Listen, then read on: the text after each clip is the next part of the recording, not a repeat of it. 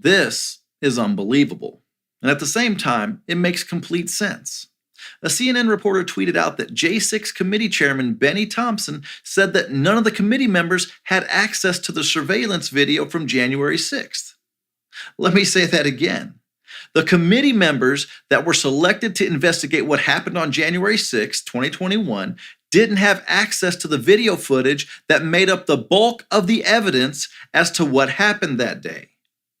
So then not only can the American people not possibly have confidence in their conclusion, they themselves can't possibly have confidence in their conclusion. Here's what CNN reporter Elena Treen tweeted about what the chairman said. Thompson said he doesn't think any of the January 6 members themselves ever had access to the footage. They let only staff view it. Quote, I'm actually not aware of any member of the committee who had access. We had a team of employees who kind of went through the video, end quote. Think about that for a second. The J6 committee made the case to the American people that there was an attempted coup incited by Donald Trump and even referred criminal charges against him to the DOJ.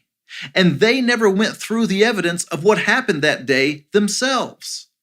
That means that when they showed the video of Senator Hawley running away from the rioters to prove how much of a coward he was, the J6 committee members likely hadn't seen much more than that clip, when he was actually jogging behind several other lawmakers who were all being ushered in that direction by the Capitol Police.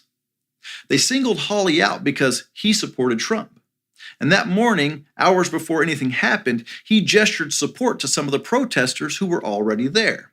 So somehow what happened was his and Trump's fault, you see. Just imagine how this went down. Staffers telling the committee members, have you seen that picture of Senator Hawley with his fist in the air? Well, we have a video of him running away scared when the rioters got into the Capitol.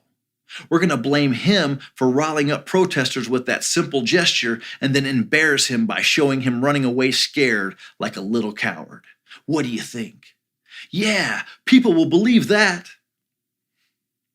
Now, it's not out of the ordinary that the committee had staff members searching through the thousands of hours of footage. I mean, I don't think anyone thought the committee members waded through the 40,000 hours of footage themselves. But Chairman Thompson said that he thought the committee members didn't even have access to the footage. That's nuts. And it's crazy for two reasons. First of all, if they didn't have access to the footage, how could they be sure that the clips used in their case told the complete story? They wouldn't have been able to verify for themselves if some 5-second clip wasn't taken out of context.